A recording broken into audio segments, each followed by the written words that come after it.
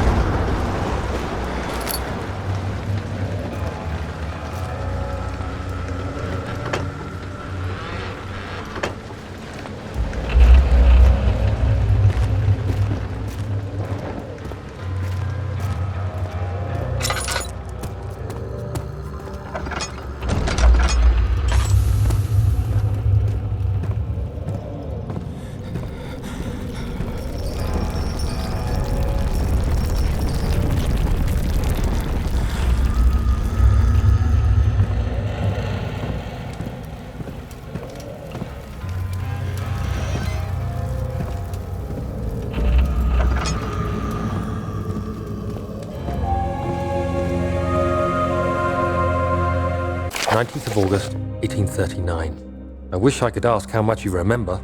I don't know if there will be anything left after I consume this drink. Don't be afraid, Daniel. I can't tell you why, but know this. I choose to forget. Try to find comfort and strength in that fact. There is a purpose. You are my final effort to put things right. God willing, the name Alexander of Brandenburg still invokes bitter anger in you. If not, this will sound horrible. Go to the inner sanctum, find Alexander, and kill him. His body is old and weak, and yours, young and strong. He will be no match for you. One last thing. A shadow is following you. It's a living nightmare, breaking down reality. I have tried everything, and there is no way to fight back. You need to escape it as long as you can. Redeem us both, Daniel. Descend into the darkness where Alexander waits and murder him. Your former self, Daniel.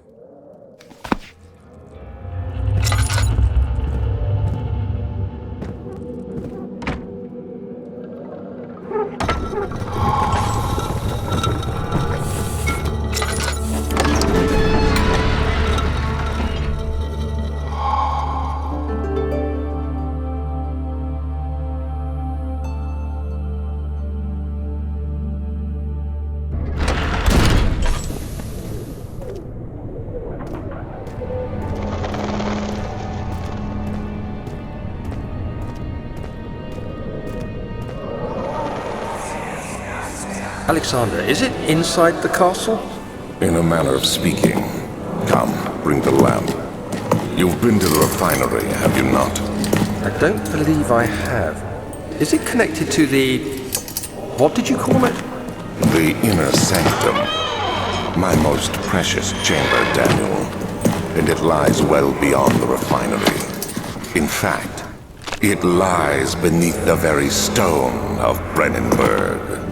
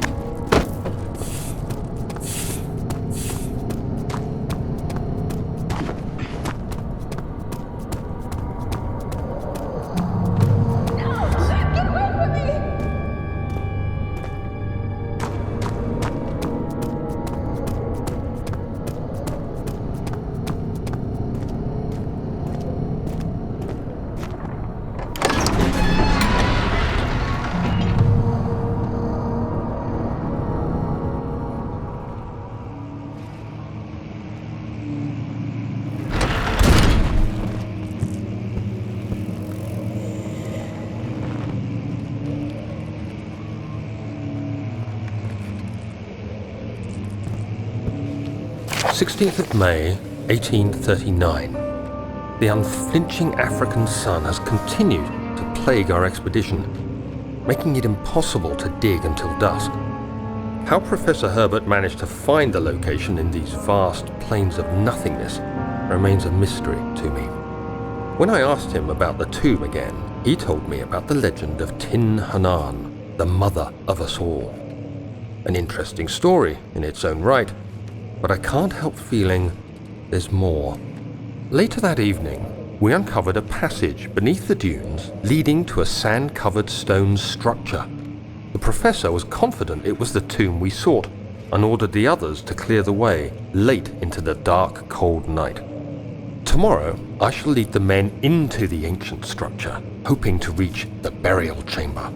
No matter what the professor is keeping from me, the dig should yield something interesting to take back to London and the British Museum.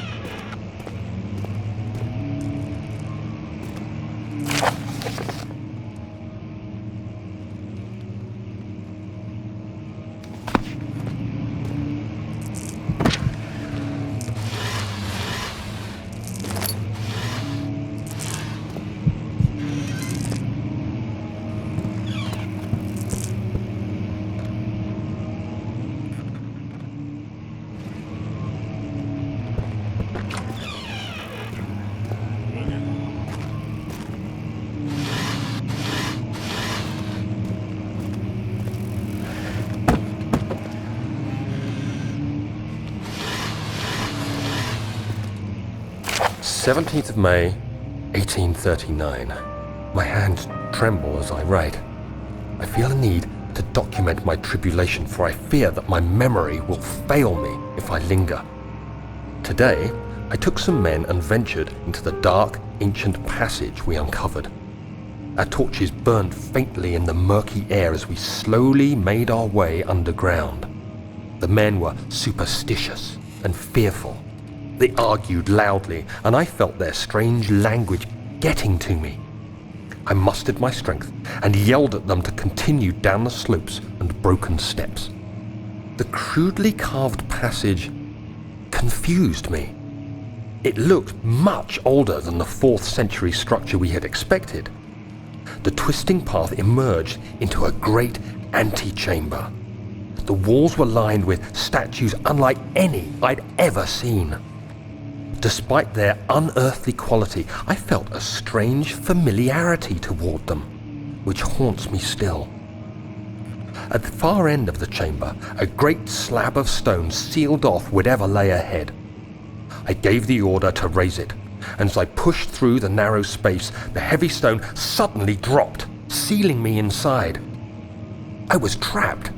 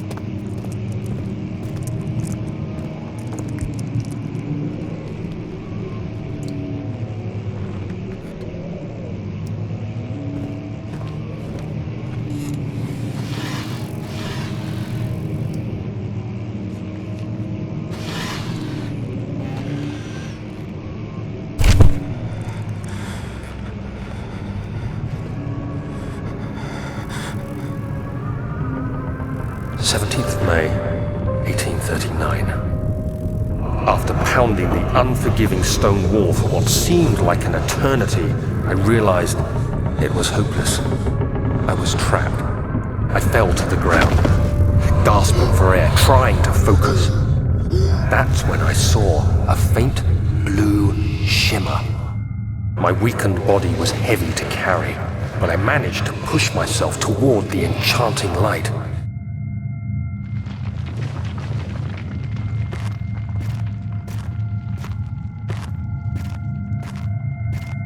It was waiting for me.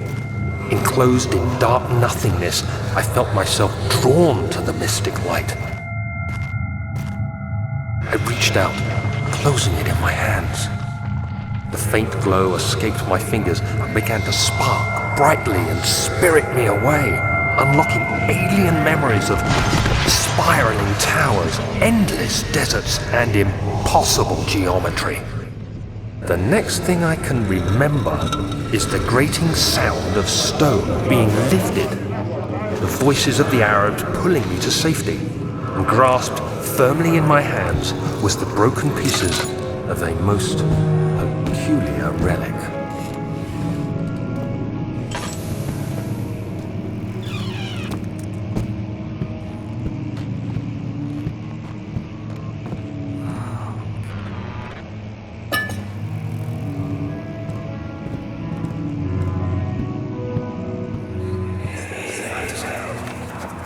Much of the castle is old and hasn't been tended to for centuries. When the shadow arrives, it won't take long until things start falling apart. We're just buying time anyway. Let's do what we can. There isn't much to be done about the walls. We should reinforce weak structures. The ground will tremble and there's a risk everything will cave in on us, especially downstairs. Here, and there. Let's get the servants working on it.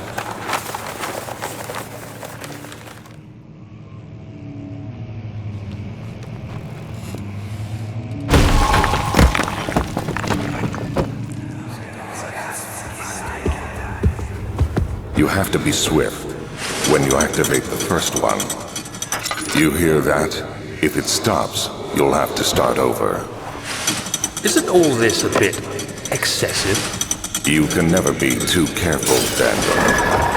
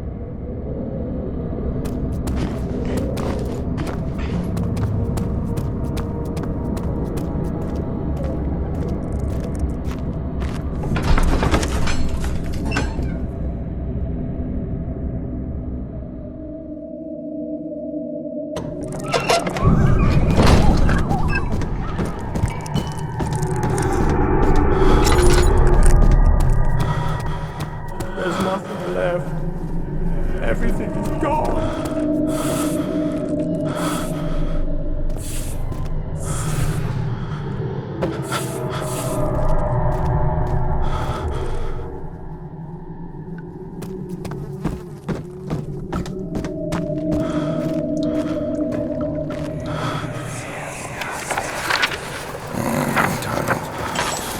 There should be more coop rats.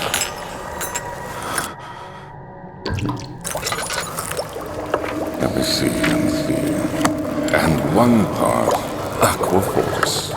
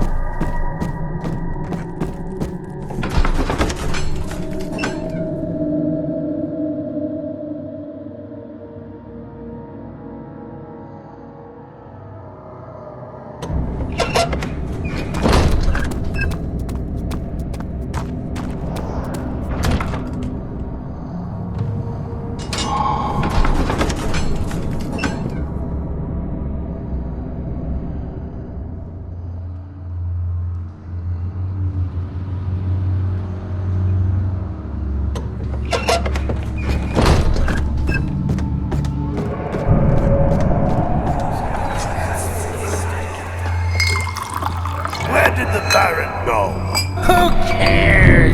He left us enough wine to last us a lifetime!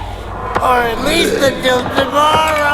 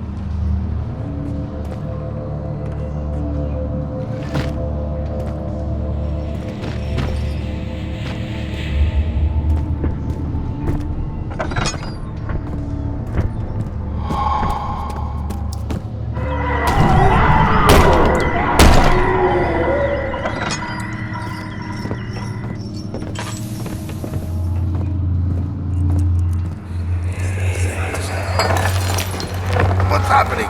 Oh, it feels like my chest is going to burst.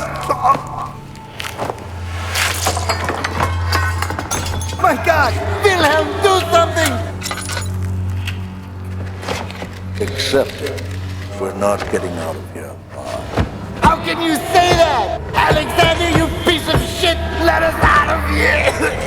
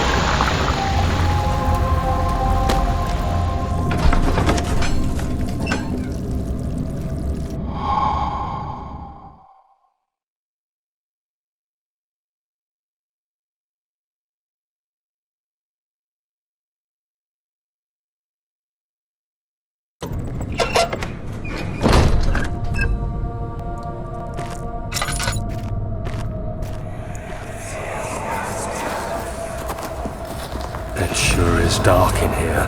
Yes, and there's a good reason for it. But you can light the lamp now if you wish. What's the reason? For the darkness, that is. Stay close.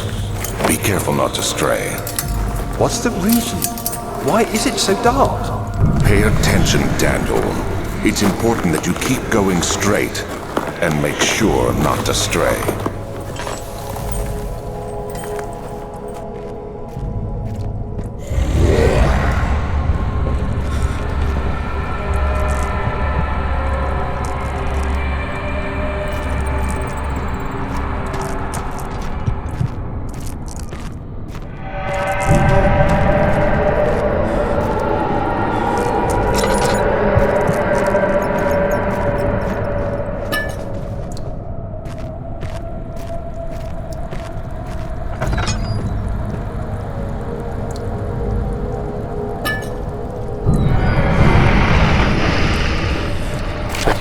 June 1839.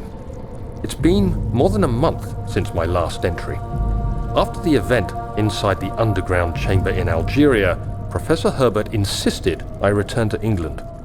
He said he didn't want to risk forfeiting the entire expedition lest I took a turn for the worse. An excessive decision, in retrospect. But I'm glad it turned out that way. I found my journal this morning in the haphazard collection of things brought home from Africa. Next to it lay the broken stone orb wrapped in cloth. I tried to assemble it, but couldn't. The pieces wouldn't fit together, as if they weren't from the same object. Could I have imagined it all? Was there ever a complete orb?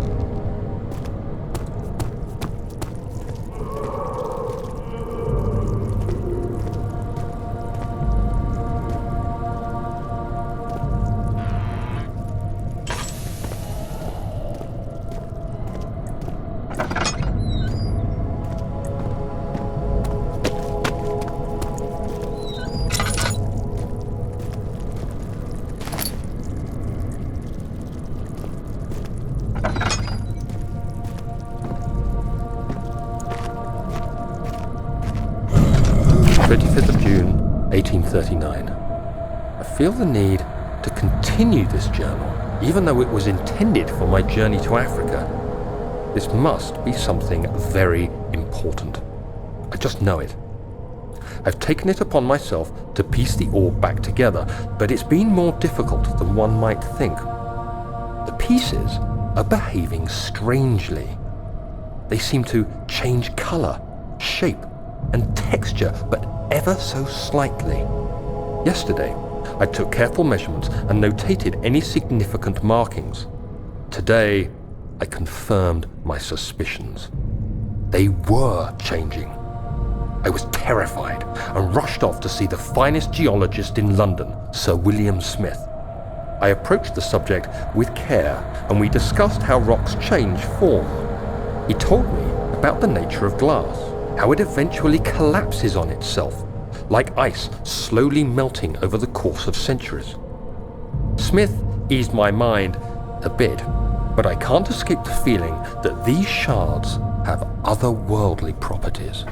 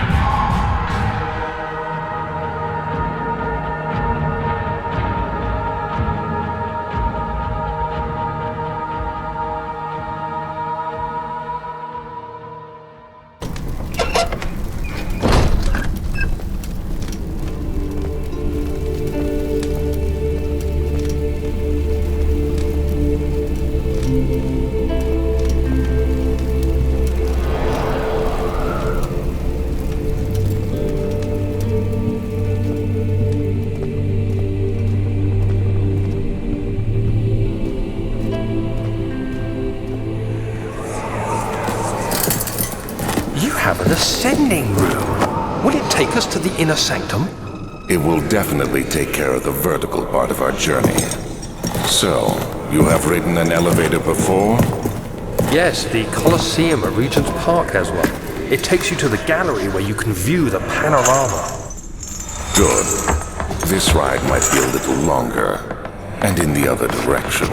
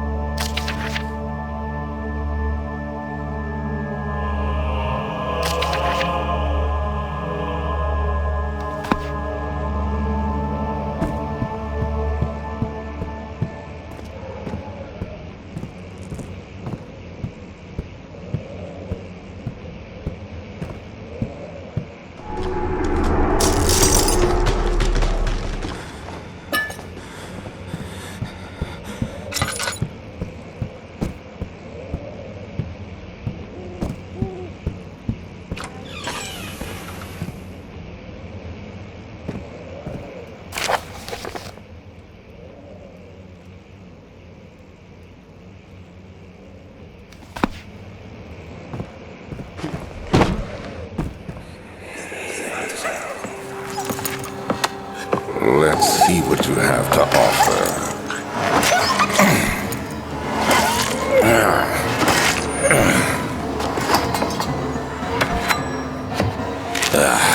What a mess. I should have sharpened the saw, but I can sense it. It's definitely there.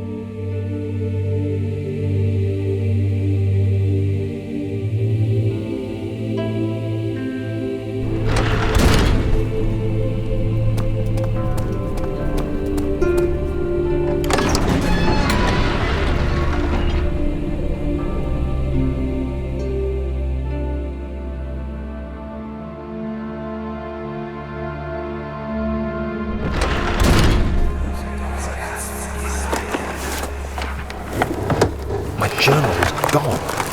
What would they want with my journal?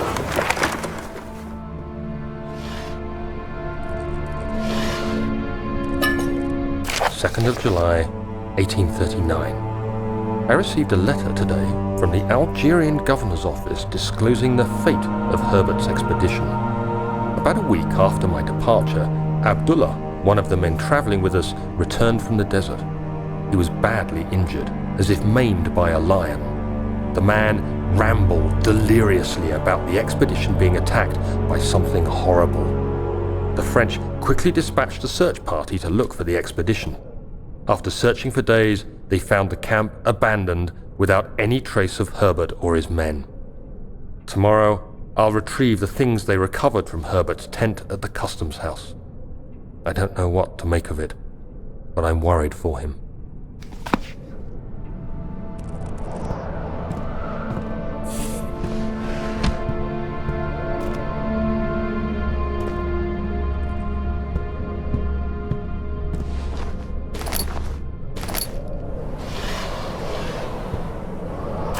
July 1839. Today I picked up Herbert's things at the customs house.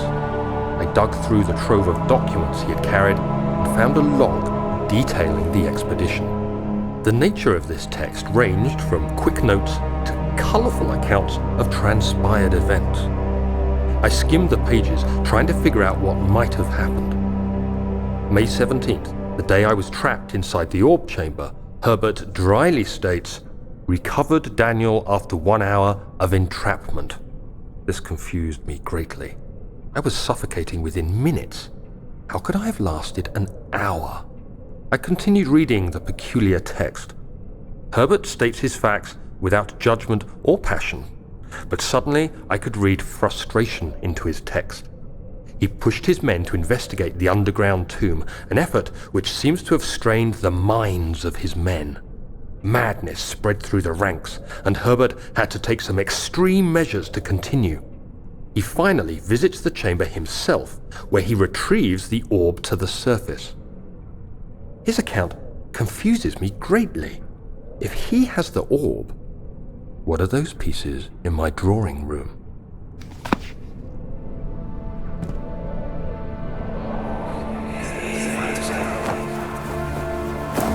Daniel, What?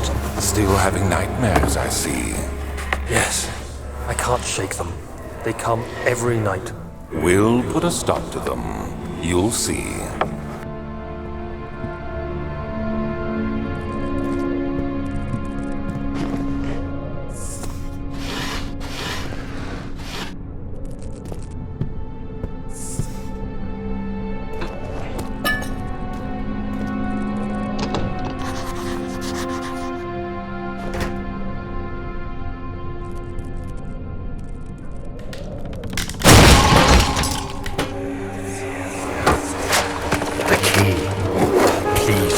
Be here.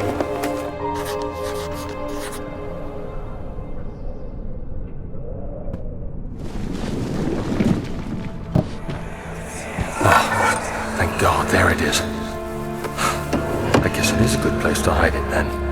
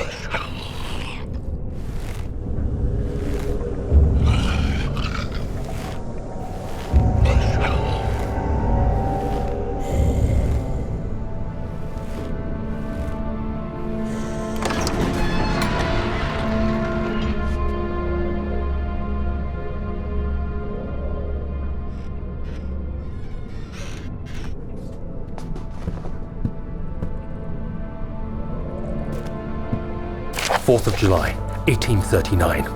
It's done. The orb is assembled. I was awakened by an exhausting nightmare. Shaking and sweating, I retired to the drawing room with a cup of tea. The relic pieces lay spread across the table as I'd left them, but somehow I knew how it was supposed to be. I fetched the tar, which I had prepared to fix the pieces together, and without fault I joined them, producing the orb I remembered so clearly. The tar proved unnecessary. It was pushed out from the joining pieces as they merged on their own, with no adhesive. The ancient stone relic now rests on my table. Its immaculate surface and perfect shape could have been molded by a factory. This is all too strange.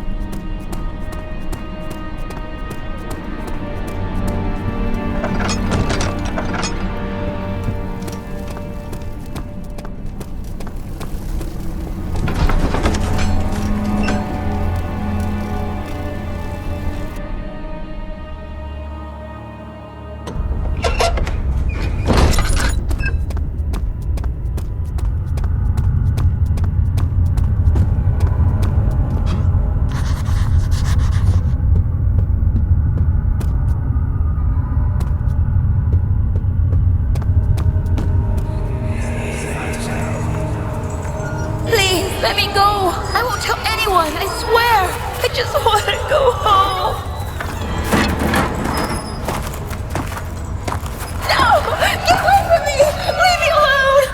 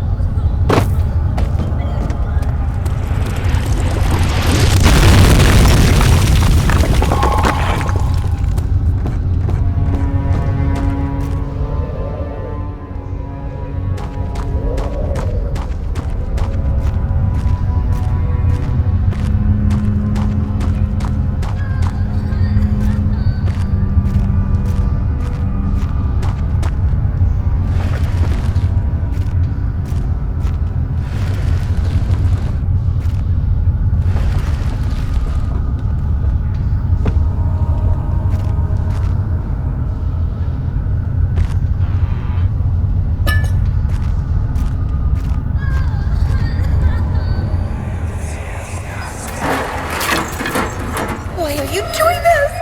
Get away from me!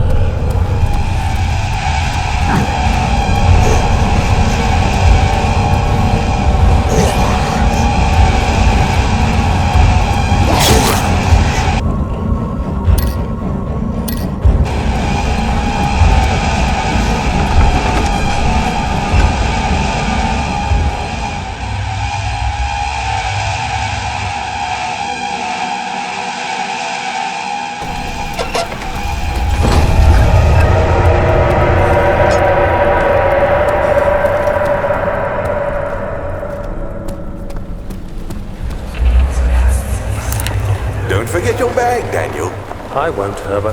There is no shame in using a parasol in the desert. As it happens, it's imperative to your survival. But it looks ridiculous. The shame will hurt much less than dying, I assure you.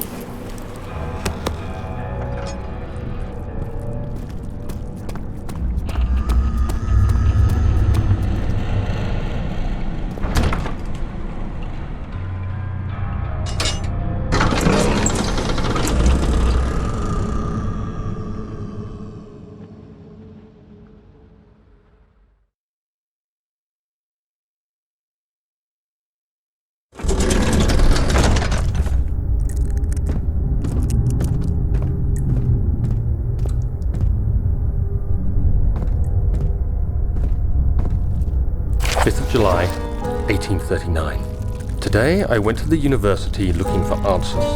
I was able to sneak into Herbert's office and pick up an address book along with some relevant textbooks. Professor Taylor at the Faculty of History was very helpful, and I managed to approach the subject of the orbs. The most interesting aspect was the prevalent trace they had left in our culture. The mythic orbs may in fact have inspired the globus cruciger, which so many royal regalia holds to this day. In ancient times, the orbs were held by priests as a symbol of the sun and its power. As I was leaving, I overheard a disturbing conversation. Sir William Smith, the geologist, was killed last night. Less than a fortnight had passed since I'd asked for his expertise. I know it's silly, but I can't help feeling responsible somehow.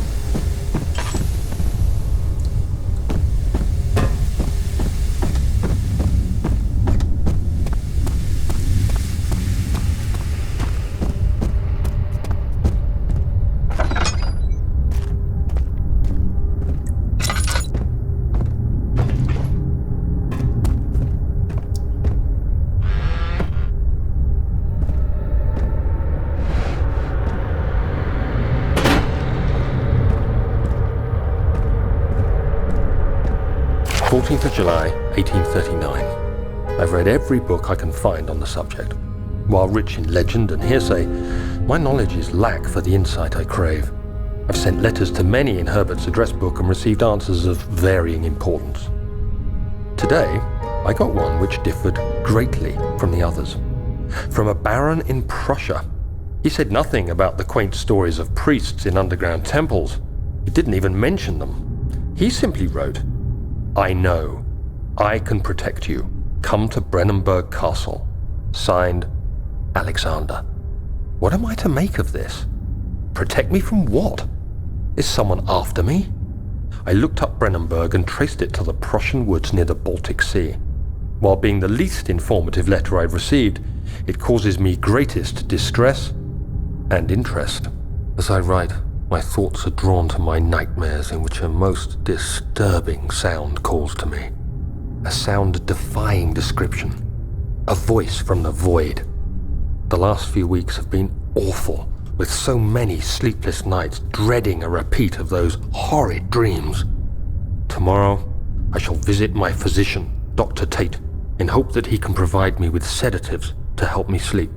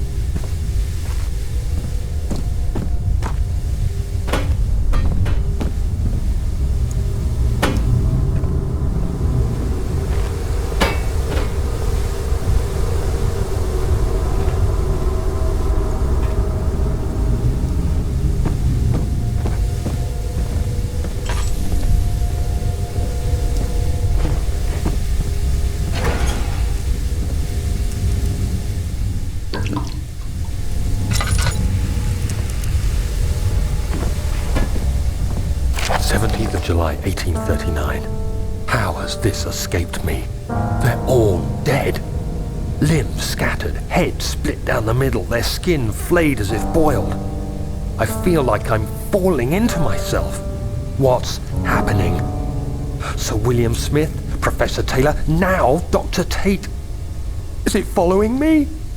How can it not be? It's the damn thing I brought from Africa. Something is after me. I have no choice but to trust the Baron. He better know what he claims. If he is wrong, I suspect he'll regret it as well.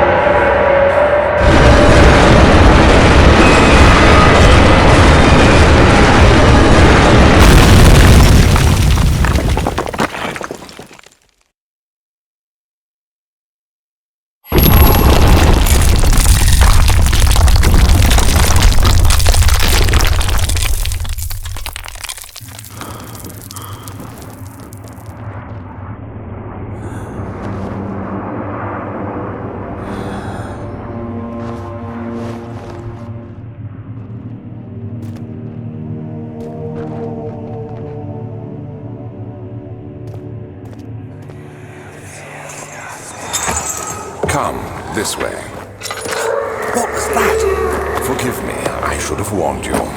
One of my responsibilities as a baron is that of a prison warden. This is where criminals are locked up. Like a dungeon? Very much so. Come, don't linger.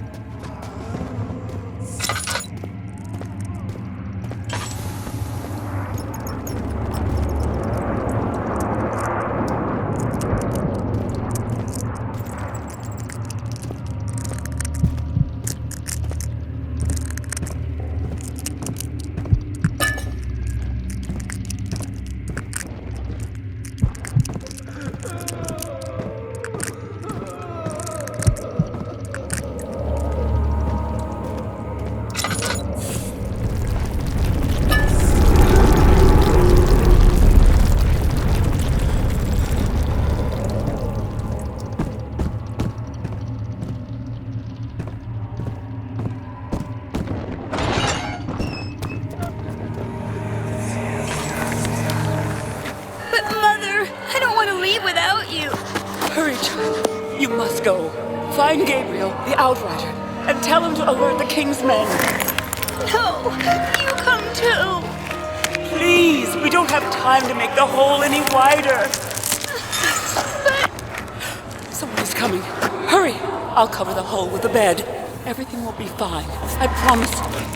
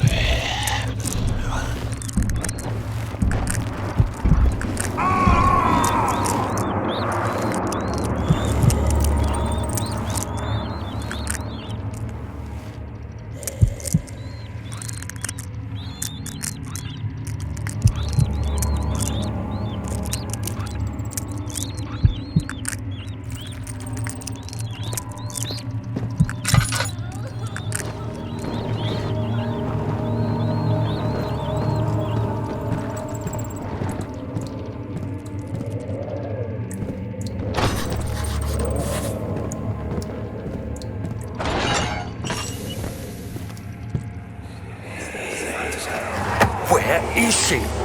Where did she go? No! I won't tell! I'll never tell you! You're just making things worse. Look, this is no place for a young girl all by herself. She could be hurt or worse. There's no telling what horrors await down there.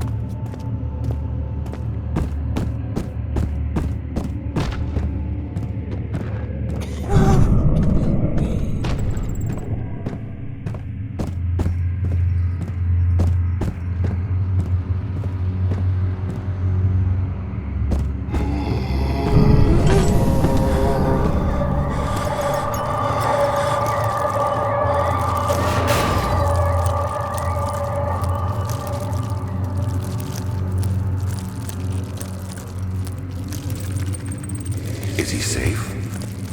Well, it's for his own good.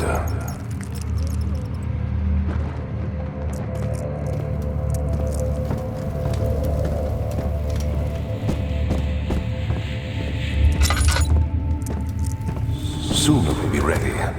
Let there be enough time.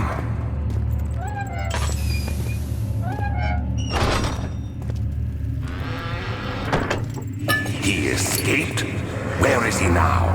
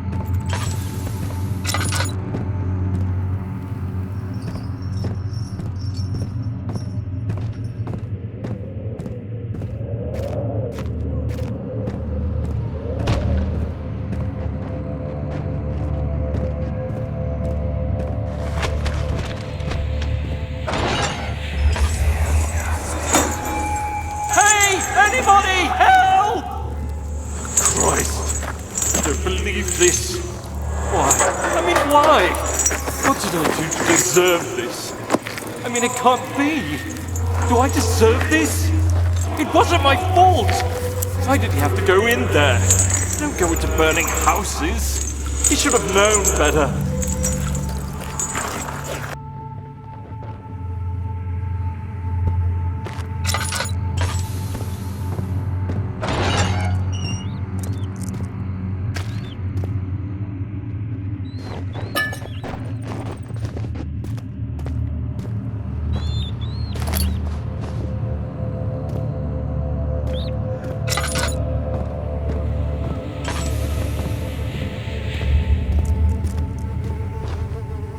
Of August, 1839. I have arrived at the village of Altstadt.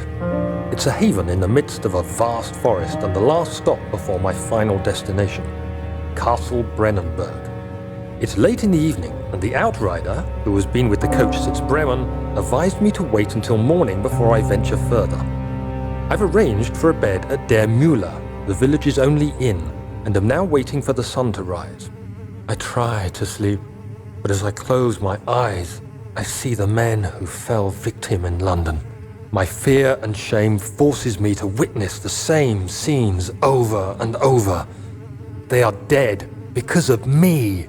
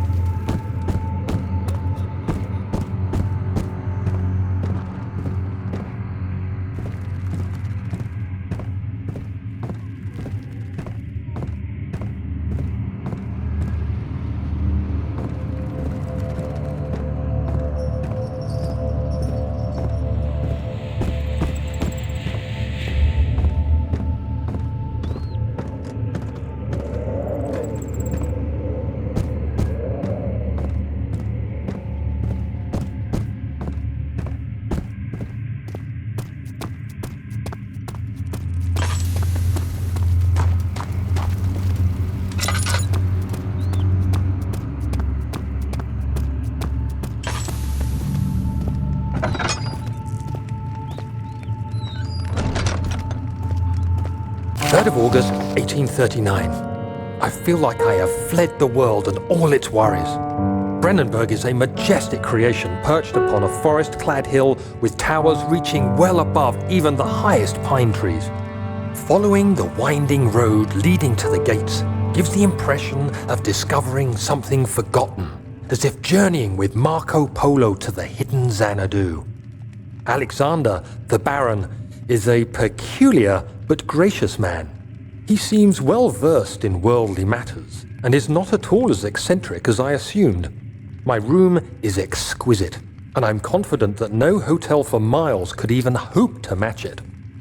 As the sun sets on Brennenburg, its fairy tale varnish turns to an eerie gloom. Alexander's strange servants are never far away. They are a quiet lot, and their behavior could only be described as skulking. Alexander seems pleased by my presence. As he puts it, it seems like I got here just in time.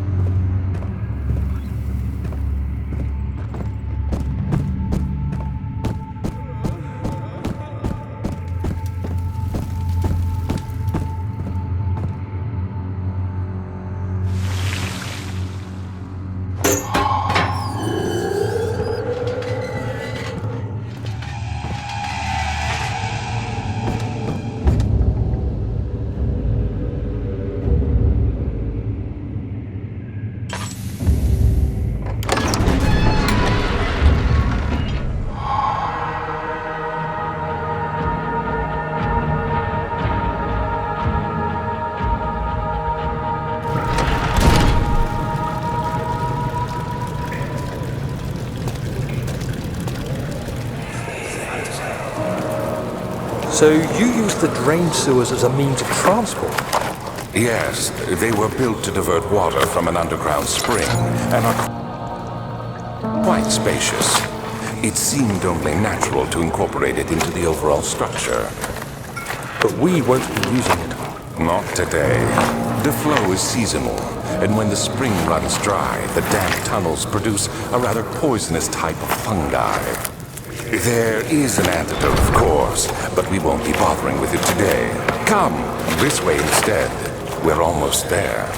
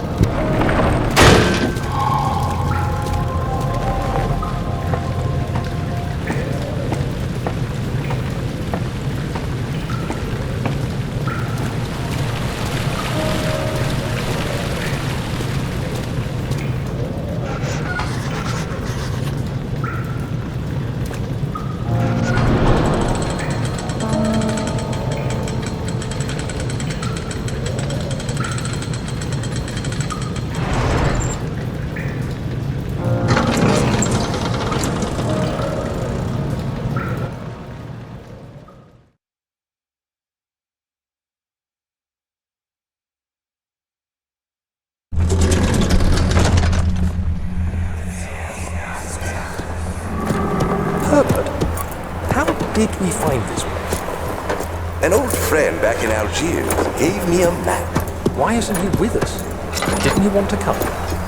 He wanted to, Daniel, but things don't always turn out the way we planned.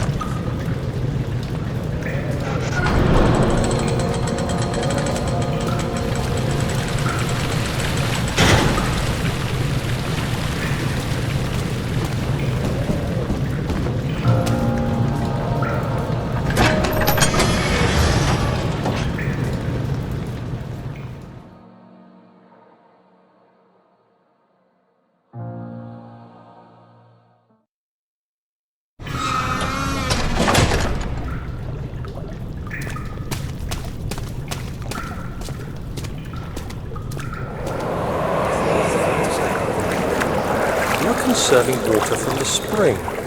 Yes, it enables me to control the water in the drain sewers to some extent. Also, it can be used for all sorts of purposes. Like for drinking? Well, that too. But mostly to run different machines. Ah, like water mills. Exactly.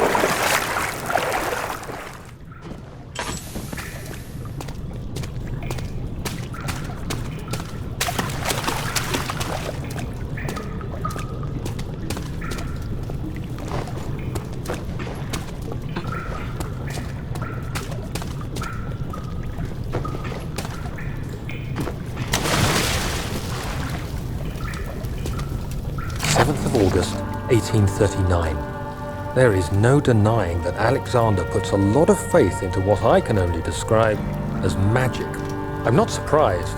Even while traveling across Europe, I assumed I would have to embrace the supernatural to save my mind and life.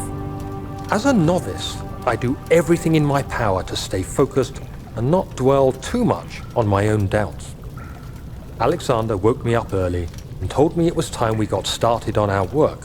He was obviously excited to get going, and we headed downstairs to the old dungeon, where he preferred to attempt his rituals. It turns out that Alexander is a true Renaissance man, paralleled only by Da Vinci, I'm sure. He showed me several rooms fitted for specific research, such as anatomy studies, alchemy, and botany. The crown of Brennenburg must be the inner sanctum, a most hallowed ground where we shall attempt to permanently banish the orb's shadow.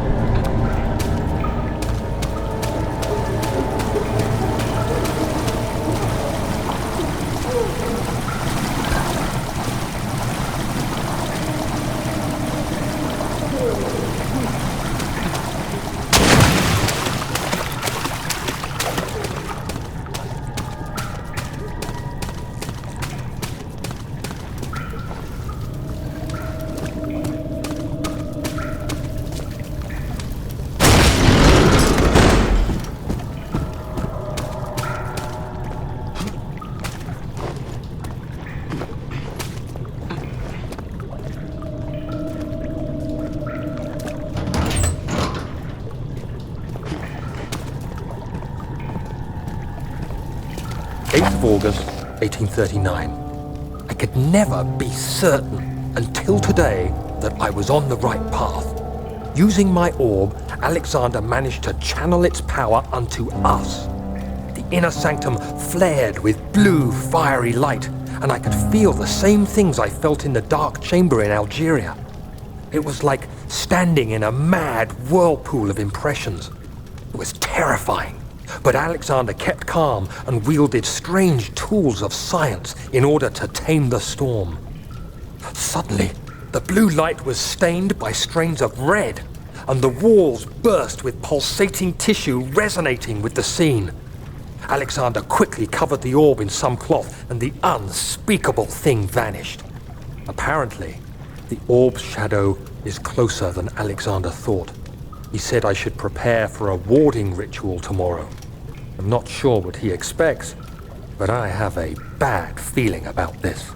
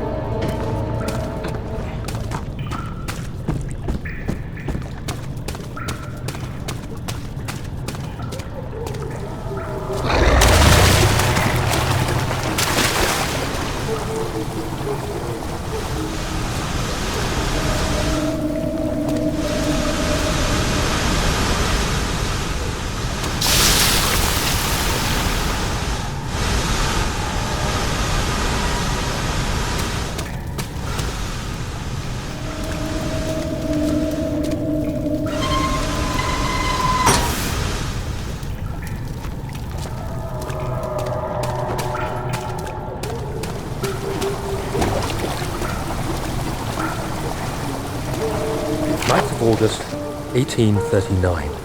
It is still early, and Alexander is busy preparing for the ritual later today. Seeing him this worked up makes me question why. What does he stand to gain? I realize he is curious about it all, but surely there must be more.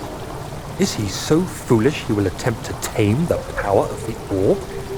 I must admit that yesterday, when Alexander flooded the inner sanctum with blue light, I realized we had but graced the orb's true potential. This might turn out to be more than escaping a creeping shadow. It might be the beginning of something truly extraordinary.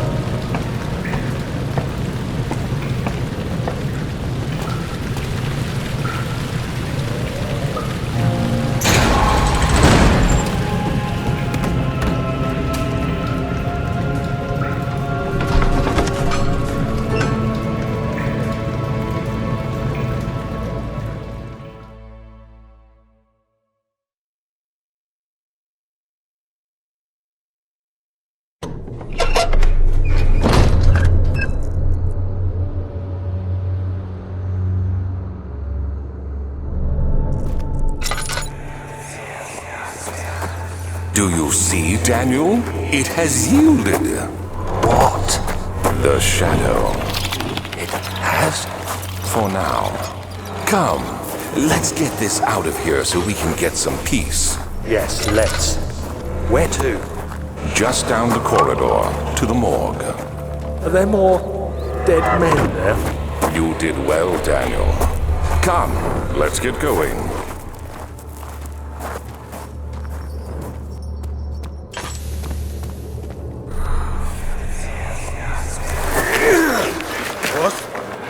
What happened? Why are all these dead? Where am I? What's happening? Help! Anybody! Help!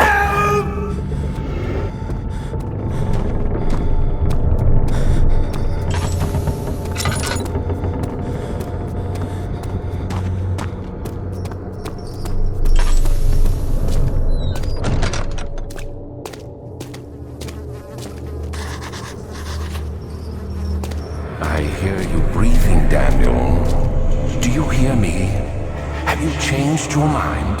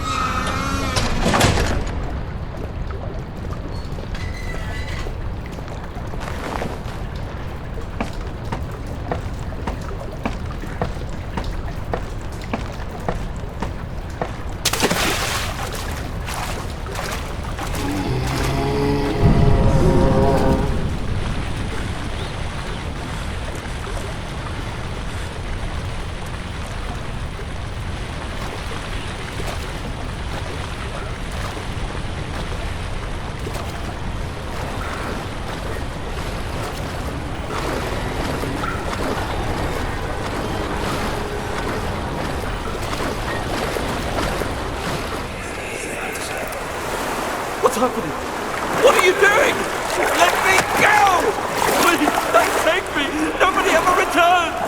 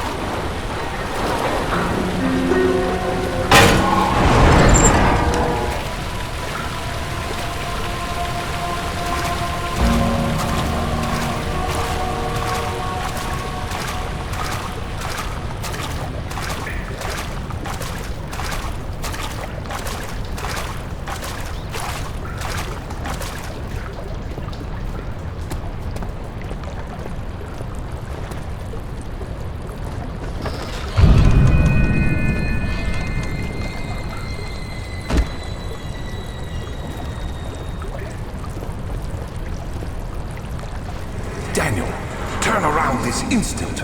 You are carrying the shadow with you.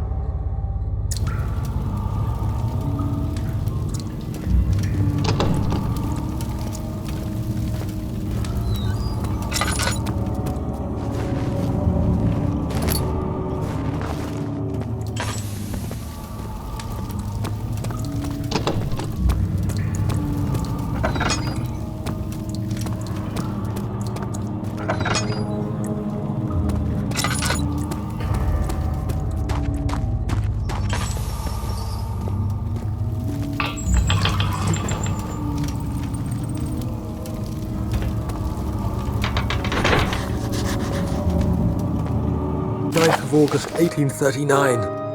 I can't stop sweating and shaking. The warding ritual was not something of a sane mind. I did not even realize the dungeon was still in use. Alexander had his servants bring one of the prisoners, a murderer, he told me. Alexander made all the arrangements, but he said I had to perform the ritual in order to have the right effect. The shadow could be led astray by the blood of another. Killing the man would provide us precious time. What else could I do? Alexander said it had to be done. He is saving my life. I don't have the luxury of argument.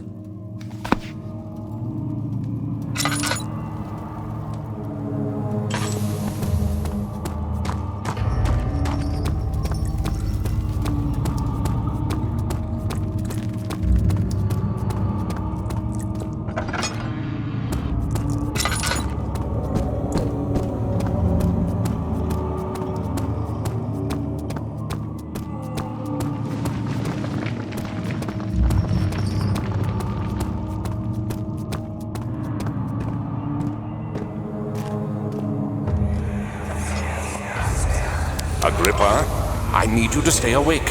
Can you feel the syringe? No, I can't feel anything. Alexander? Yes? Soon, I won't even be able to move, will I? Your life is safe.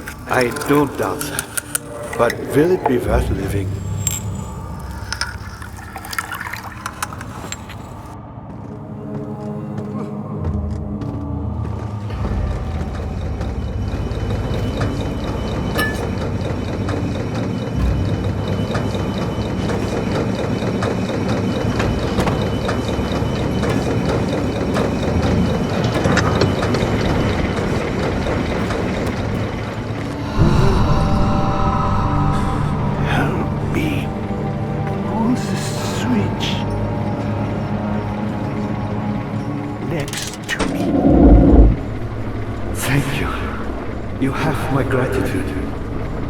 My name is Agrippa. Who might you be? Daniel? Like the prophet thrown into the lion's den? Tell me, are you among the lions, Daniel? You want to stop Alexander?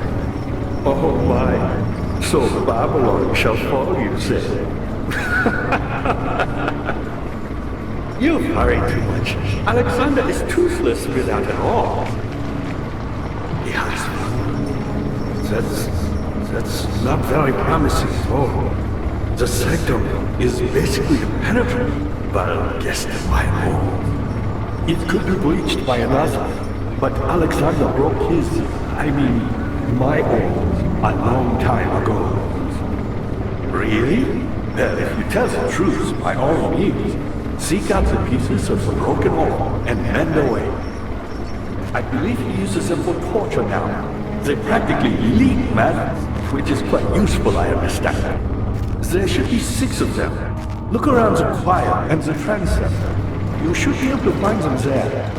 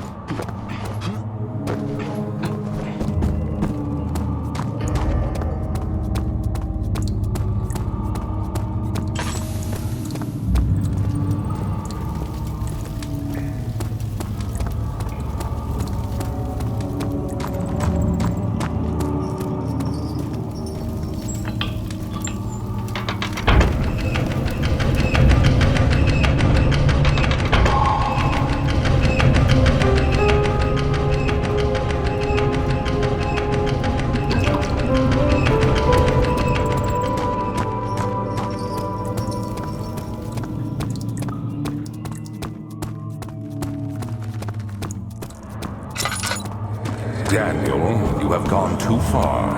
I have to stop you. I can't let you proceed any further. I'm sorry, my friend.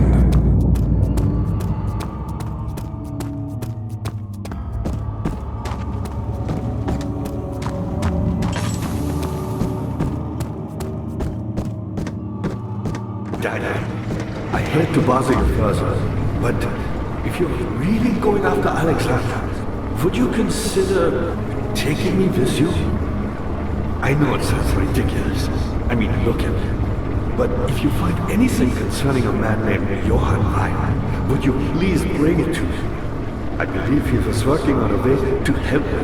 A recipe for some sort of potion. A tonic to free me from this husk of mine.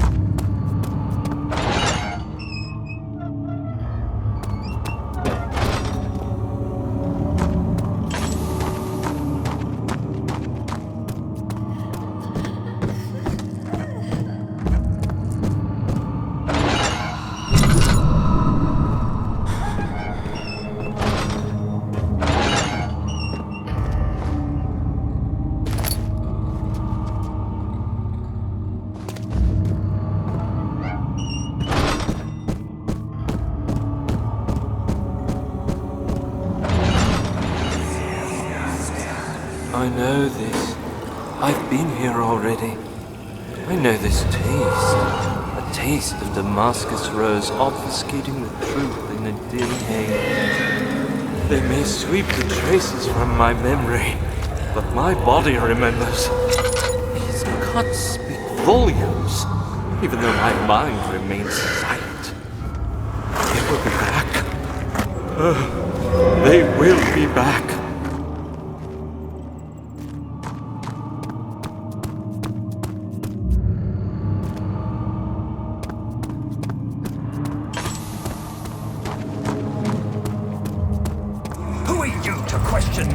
You again. You got the doors open?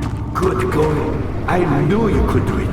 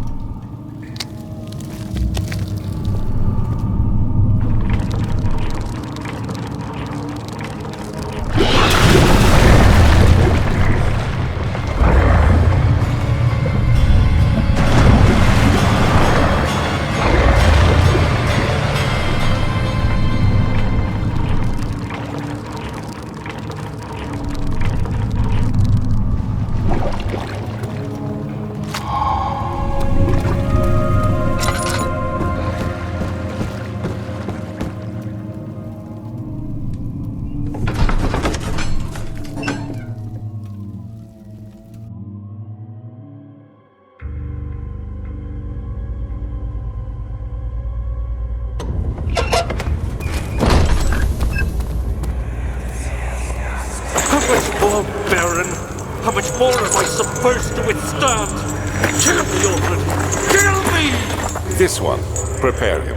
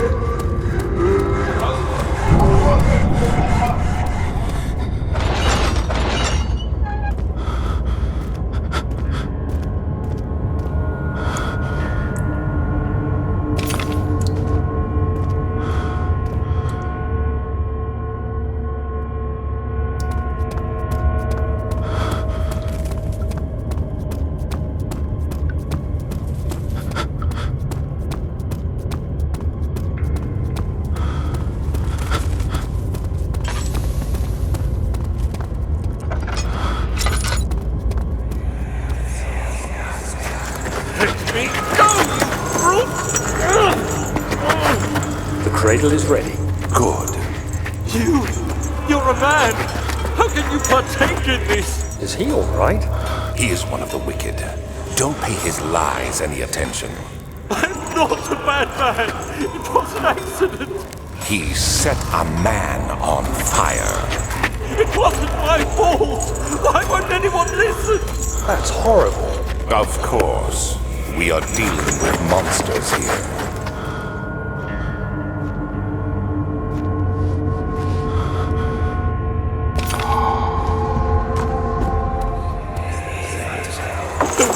Please! Do anything! Whatever you want! Anything! I'll do anything! I'm innocent!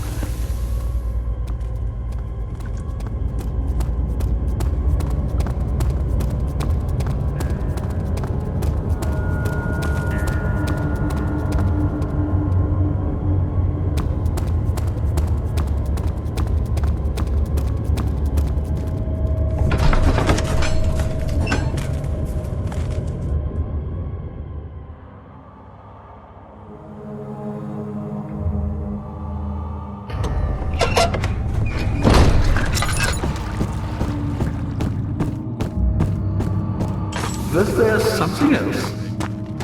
You seem to have found all the wall pieces used in the transfer. Go to the choir and find the rest.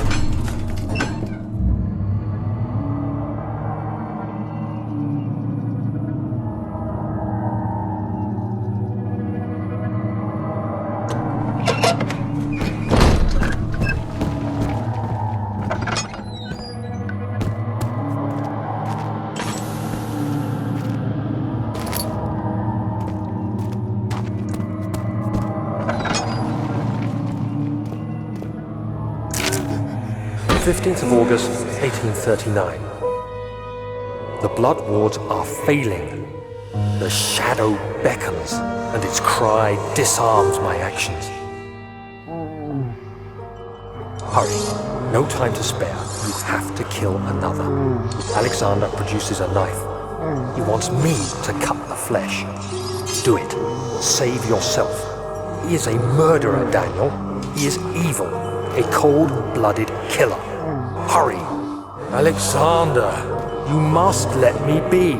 I have to concentrate. Take the man, cut the lines, cut the flesh, watch the blood spill, let it come. Please, I didn't do anything. Take the man, cut the lines, paint the man, cut the lines. Please, the man cries. Now you see. I did well. One life for another. You hear me, guardian of the orb? I did all this for you. Now, once more, withdraw your shadow from my domain.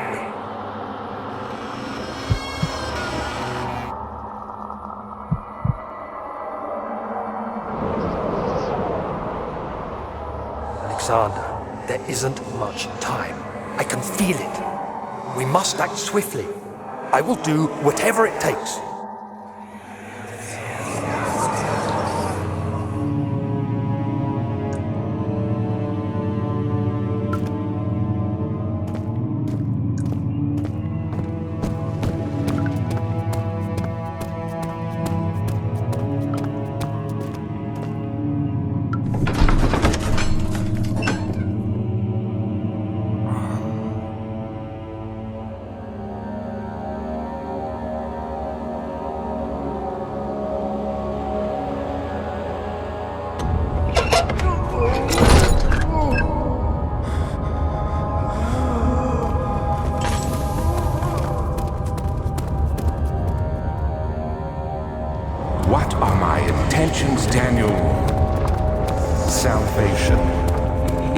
to be yours. But now you only seek misplaced revenge. How do you justify your violence? Is it for the greater good? Are you doing the world a service? It is you who caused all this pain and death. If you had accepted your fate and submitted to the orb when you first discovered it, none of this would have happened. It is curiosity in league with your selfishness that is killing us both.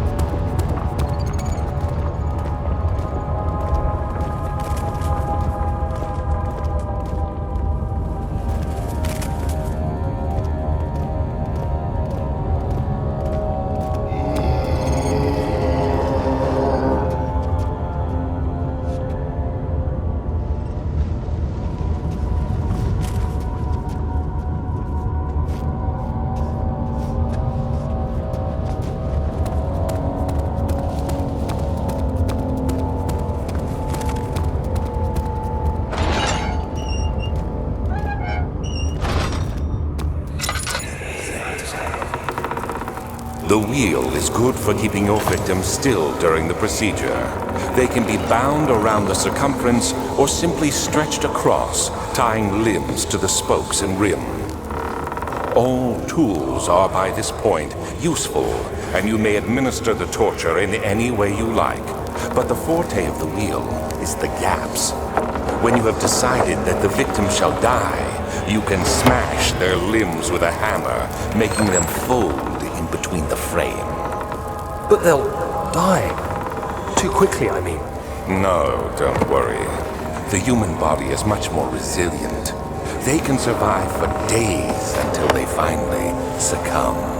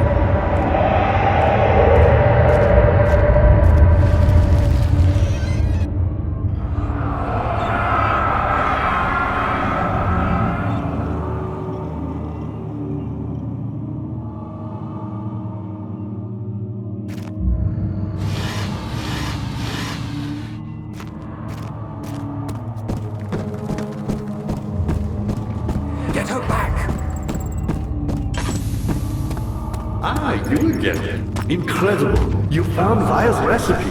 Then there might still be a chance. Listen carefully. Alexander is working on opening a gate, a door to another world. It's where he wants to go. If you could put your anger aside, let him open the portal before you take your revenge. Let me pass the gate, Daniel. Please, find the ingredients and prepare the tonic Vire describes. And do so before you assemble the orb. The barrier keeping you from the inner sanctum will only be breached for a short time. Unless everything is taken care of before mending the orb, you won't be able to save me.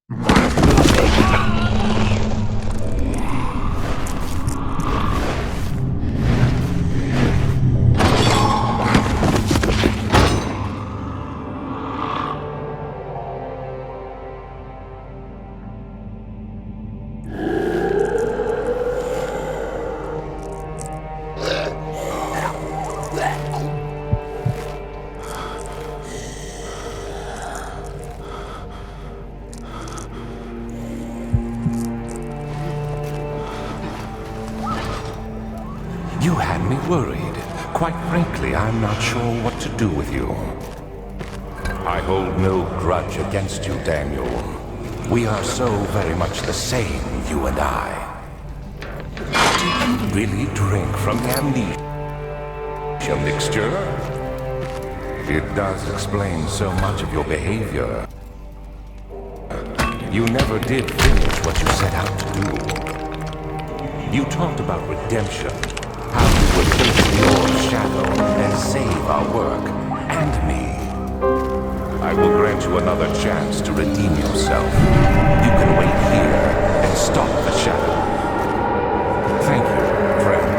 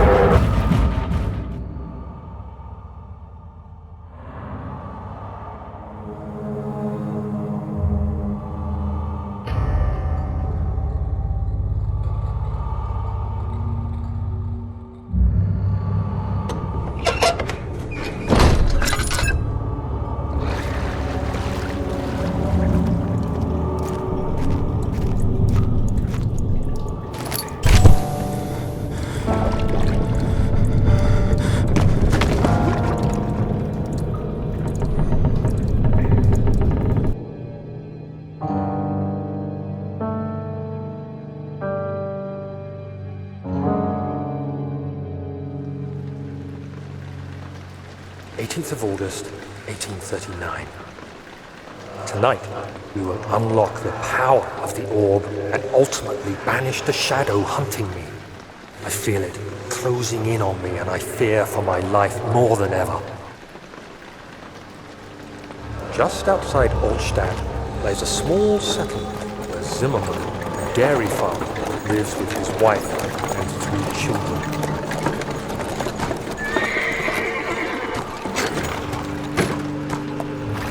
We took the coach, went there. Our visit was unexpected, and Alexander was able to strike Zimmerman down without alerting the others. As he went to take care of the farmhands, I began to look for the children.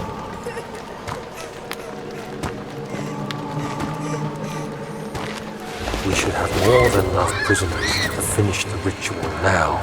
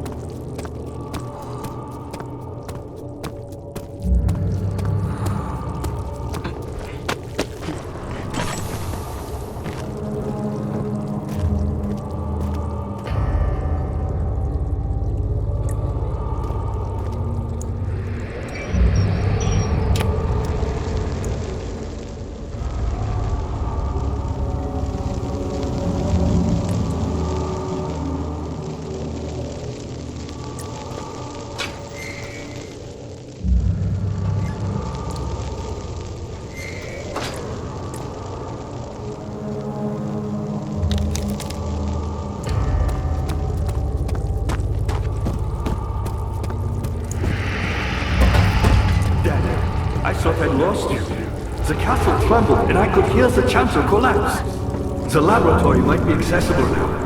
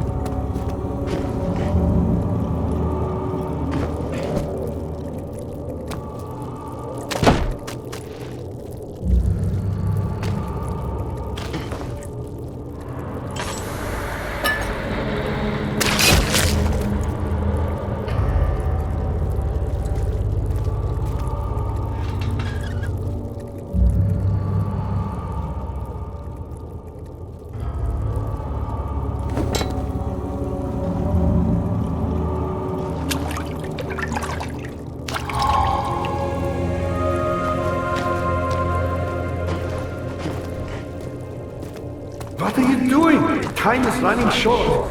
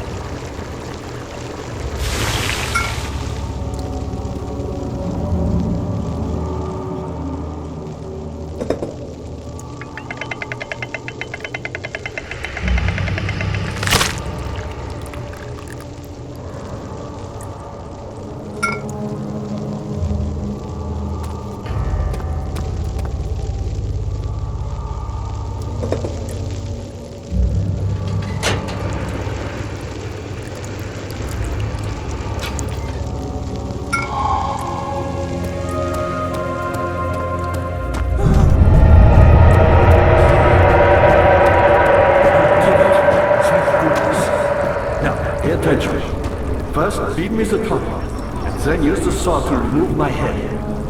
As the tonic begins to work, you'll be able to cut off my head without taking my life. Then, take my head and bring it with you as you enter the gate Alexander is opening in the inner sanctum. What do you mean? Why wouldn't you enter the gate? We can't argue now. You need to act.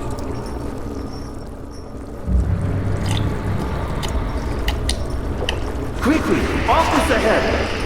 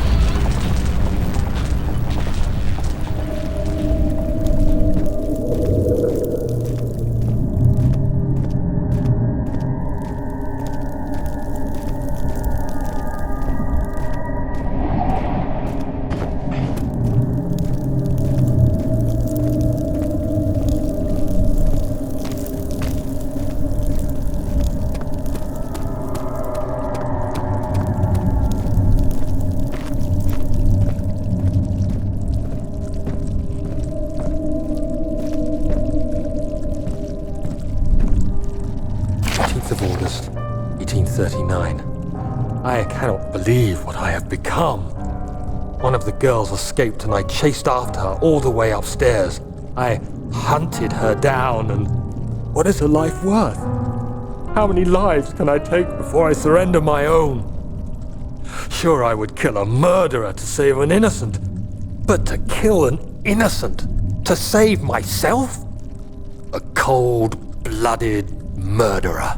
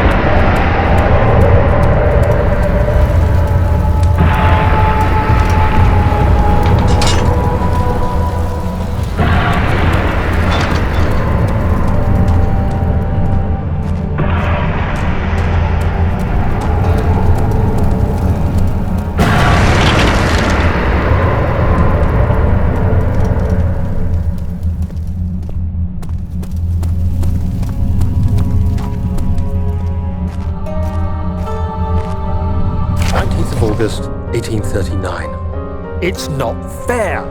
I'm not to blame. I've been manipulated by that demon. He played my guilty conscience and duped me into facing the shadow alone. That vile, conspiring man. He expects me to meet my death as he steals power beyond imagination? Alexander, I will kill you for what you have done. If only the shadow had caught me in London or Algeria, I wouldn't have to suffer this humiliation. You made me a murderer. A monster.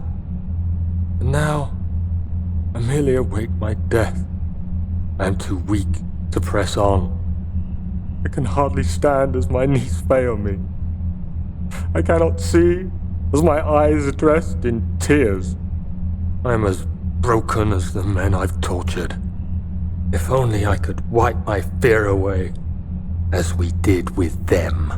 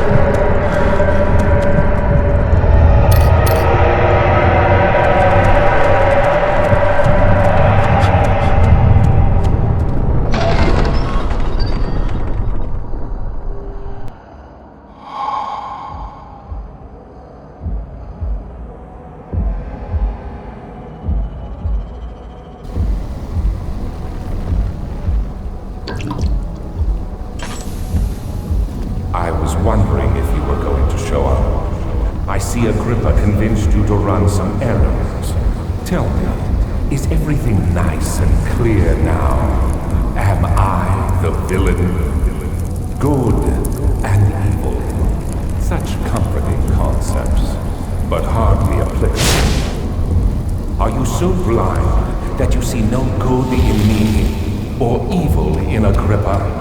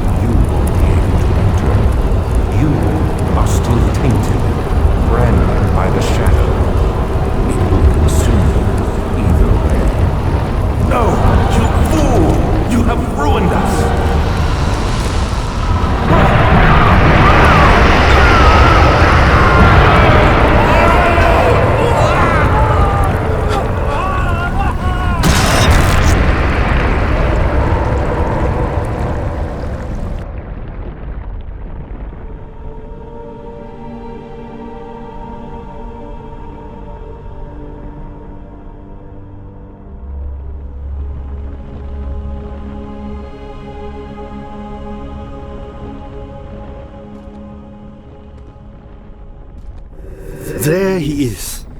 Do you see him, Vaya? He deserves so much more.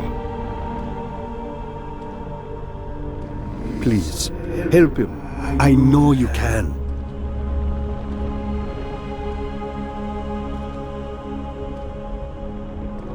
Don't worry, Daniel. It will be all right.